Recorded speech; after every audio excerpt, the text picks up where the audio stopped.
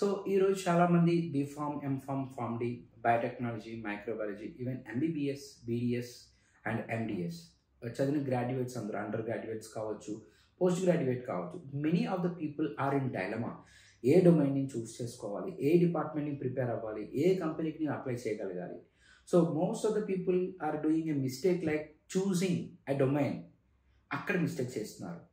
So unfortunately people are choosing demand లేనటువంటి department choose చేసుకోవడం వలన వాళ్ళ ఫ్యూచర్ అనేది అంత గ్రోయింగ్ అనేది లేదు.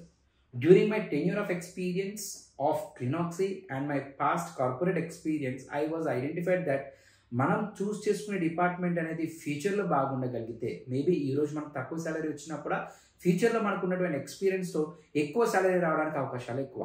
అందుకే క్లినాక్సీ ఒక స్టెప్ ముందుకు తీసుకుని మనకున్నటువంటి ప్రోగ్రాంలో మనము ఎక్కువ కంటెంట్ని తక్కువ టైంలో స్టూడెంట్కి నేర్పించడం జరుగుతుంది. ఆ కంటెంట్ మెయిన్గా clinical research, pharmacovigilance, medical writing, medical devices, clinical data management, regulatory affairs, medical coding, health informatics, bio informatics, artificial intelligence, clinical research.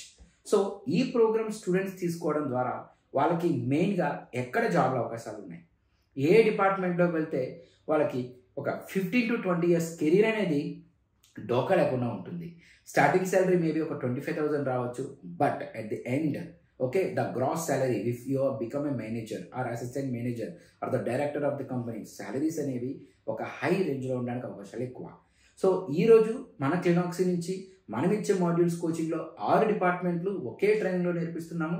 అది పెద్ద అడ్వాంటేజ్గా తీసుకుంటున్నారు స్టూడెంట్స్. చాలా టాప్ లెవెల్లో మన స్టూడెంట్స్ కార్పొరేట్ కంపెనీలో వర్క్ చేయడానికి ఈ 6 డొమైన్ల నాలెడ్జ్ అనేది ఉపయోగపడుతుంది. So choose Clinaxy and right you are in the direction.